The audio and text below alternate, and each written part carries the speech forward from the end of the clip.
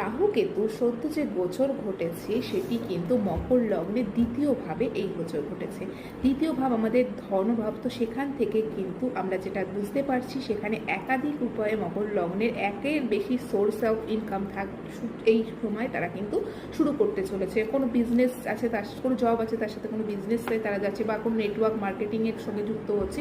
যে কোনোভাবেই হোক একাধিক আয়ের সোর্স তাদের জন্য খুলছে। জবের ক্ষেত্রে কিন্তু তাদের একটা প্রমোশনের স্ট্রং চান্সেস রয়েছে। জবের জন্য বাড়ি ছেড়ে দূরে যেতে হতে পারে, বিদেশে যাওয়ার সুযোগ আসতে পারে। যেসব স্টুডেন্টরা বিদেশে অ্যাপ্লাই করছিলেন তাদের হায়ার লেভেল কোর্সের জন্য বা তাদের অফিস থেকেই হয় না যে অনেক সময় তাদের ইনস্টিটিউশন থেকেই ক্যাম্পাসিংয়ের মাধ্যমে বিদেশে যাওয়ার সুযোগ আসতে পারে, তাদের কাছে একাধিক বিদেশ সম্পর্কিত লাভ দেখতে পাবে। তবে রাহু কিন্তু আনরিয়ালিস্টিক ডিজায়ার, যে ধনভাবে আপনার বসার কারণে অতিরিক্ত ধন মানে হয় না যে ধন সমাগমের একটা আকাঙ্ক্ষা আপনার মধ্যে তৈরি হবে। সেটা যে কোনো উপায় হতে পারে, লিগাল ইনলিগাল যে কোনো উপায়, বেশিরভাগ ক্ষেত্রে ইনলিগাল উপায়ই হয়।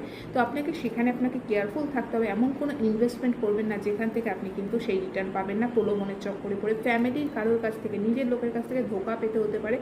অর্থ কাউকে ধার দিয়ে সেটা না ফেরত পাওয়ার মতো টেন্ডেন্সি সময় আসতে পারে।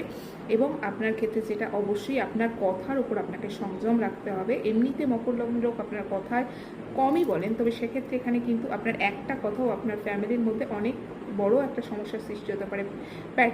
ম্যাটার্নাল প্রপার্টি, অ্যানসেস্টার প্রপার্টি, এগুলো নিয়ে কিন্তু সমস্যা তৈরি হতে পারে ফ্যামিলির মধ্যে। ফ্যামিলিকে সময় না দেওয়ার অভাবের জন্য, কাজের অতিরিক্ত ফোকাস, অর্থের অতিরিক্ত আকাঙ্ক্ষা, অ্যাম্বিশন প্রচণ্ড পরিমাণে বেড়ে যাওয়ার জন্য কিন্তু ফ্যামিলির মধ্যে ডিস্টারবেন্স আসতে পারে। স্পাউসের সাথে ইগো ক্লাসেস হতে পারে।